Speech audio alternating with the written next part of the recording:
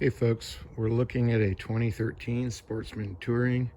I've added the rotopax gas tank to the rear. This will be a second video I'm doing. The first video I showed adding a 1.75 gallon fuel tank to the rear. This one is going to be a 1 gallon. It just fits tighter in the space, and I want to show you how I did it. All right, this is what I've done. I was able to drill 2 holes here to mount. I did cut the top section so that it sits flush with the tanks, so that when it's in, it won't hit or touch. There's no issues with clearances, and it really sits in there.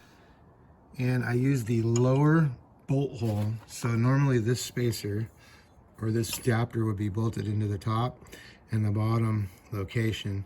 So what I did was we used the bottom location, slid it up as far as I could, tightened it up, and then measured the length of the hole and drilled a new hole at the bottom.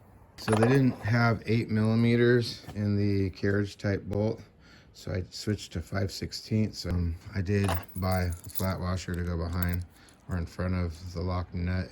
So you have a lock nut, you have a flat washer, then you got the carriage bolt. These bolts are 3-inch long, so it's going to be 3-inch long by 5/16. And then I bought these steel bushings. I got all this at Ace Hardware. These are 5/16 inner diameter, and they're 1/2 inch, and they should be about perfect once we get them in. I also cut these bolts down a little bit so they don't stick out so far. I just took a cutting wheel and cut them off and then clean them up. So we're going to set it on there now and see how it sits.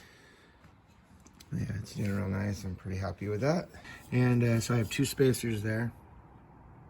That allows it to sit flush on the plastic here, and then I'm just able to slide it all the way back, as far back as I can. Now, for the holes, I drilled them just enough to where the carriage bolts have a square on the bottom side of them. And so I was able to take the carriage bolt, stick it down, and then take a hammer and just hit it really hard, and it caused the square part of it to grab and kind of seat inside the hole. That way, when I went in from the bottom side, it just screwed and tightened, so I don't need to hold it. And I'm able to use my rear bumper mount.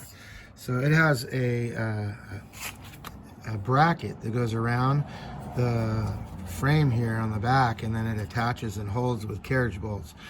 The perfect length would probably be 2 3/4, but I could not find them. I did end up cutting the bolts down a little bit so that they didn't stick out quite as far at the bottom. Also, the height of this ended up absolutely perfect, so that when I do put 2 gas tanks on it, it does not hit or bind. I will show you, because I do have another gas tank here. All right, so here's the second gas tank, and you'll see it'll just slide right on. It doesn't bind or anything. You do have to add an extension adapter to it, and then you can see how far it sticks out or doesn't stick out. It sits pretty nice. It's still behind the bumper, so if you do back into something, the bumper's still protecting the tanks. As you can see, like I said, I cut this flush, so when the seat does flex back, it's not hitting back there. It doesn't interfere. So really like the design that I've come up with here for doing it this mount. I've seen other people, when they mount them, what they've done is taken the original mount.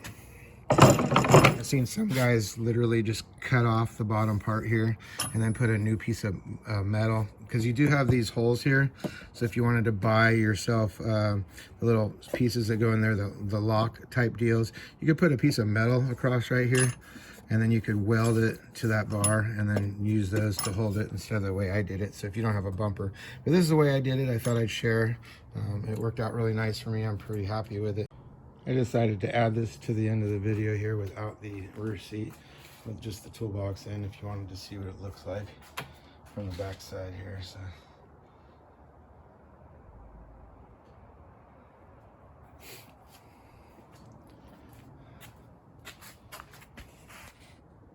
all right, thanks.